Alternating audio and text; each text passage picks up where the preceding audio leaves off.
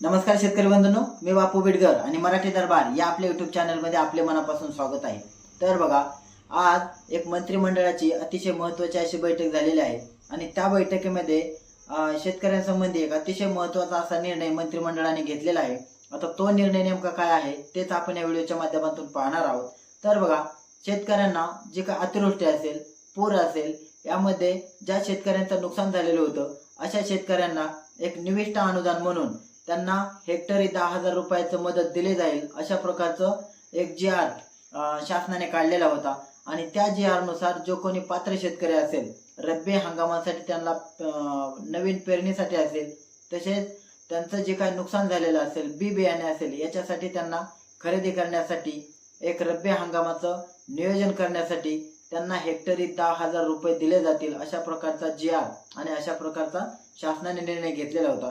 परंतु बघा, शेतकऱ्यांना हा प्रश्न पडला होता की अजूनही शासनाने जरी जी.आर. काढलेला असला तरी तो जी.आर. केराच्या टोपलीत टाकला आहे का, अशा प्रकारचं बरेच शेतकरी वक्तव्य करू लागले होते। कारण रब्बी हंगामाची पेरणी झाली तरी सुद्धा शेतकऱ्यांना अजून दमडी सुद्धा भेटलेली नव्हती। त्याच्यामुळे जर शासनाचं जे काय धोरण असतं, एक पेरणीसाठी हे पैसे दिले जाणार होते, परंतु पेरणी तर आता संपत आली, परंतु अजूनही शासनाने हे पैसे शेतकऱ्यांच्या खात्यावरती दिले नाही। यामुळे एक शेतकऱ्यांमध्ये रोष होता। परंतु आज दिनांक 28 ऑक्टोबर 2025 रोजी शासनाने एक अत्यंत महत्त्वाचा जी.आर. काढून शेतकऱ्यांना एक आनंदाचा धक्का दिलेला आहे। आता याच्यामध्ये बघा, शासनाने जी.आर. मध्ये काय म्हटलंय की जे काय रब्बी अनुदान असेल ते आजपासून याची प्रक्रिया चालू होईल आणि एक 15 ते 20 दिवस म्हणजे साधारणतः 20 दिवस ही प्रक्रिया चालू राहणार आहे आणि पुढच्या येणाऱ्या 20 दिवसामध्ये प्रत्येक पात्र शेतकऱ्याच्या खात्यावरती हे पैसे जमा होण्याला मदत होणार आहे। आता बघा, याची प्रक्रिया नेमकी कशी असणार आहे, तर हे अनुदान आता 2 टप्प्यामध्ये वितरित होणार आहे। आता 2 टप्प्यामध्ये कसं, तर बघा, ज्यांचं फार्मर आय.डी. काढलेलं आहे अशा शेतकऱ्यांना तातडीने हे पैसे त्यांच्या आधार लिंकिंग वरती असलेल्या खात्यावरती हे पैसे जमा होणार आहेत। आणि समजा बऱ्याच शेतकऱ्यांचं फार्मर आय.डी. सुद्धा काढलेलं नसतं, तर अशा ज्यांनी फार्मर आय.डी. काढलेलं नाही किंवा त्यांचा इतर काही टेक्निकल प्रॉब्लेम आहे, अशा शेतकऱ्यांना ई-के.वाय.सीच्या धर्तीवर म्हणजे त्या शेतकऱ्यांनी ई-के.वाय.सी केल्यानंतर त्यांच्या खात्यावरती हे पैसे जमा होणार आहेत। तर साधारणतः 20 दिवसाच्या आत ही प्रक्रिया पूर्ण होणार आहे। त्याच्यामुळे आता याच्यामध्ये आपण पाहिलं तर जवळजवळ 93 लाख शेतकरी यासाठी पात्र आहेत, परंतु हा आकडा कमी होणार आहे। आता आकडा कमी का होणार आहे, तर बघा, एका शेतकऱ्याचे 2-3 ठिकाणी जमीन असते, तर अशा प्रत्येक गटाला हे पैसे भेटणार नाहीत।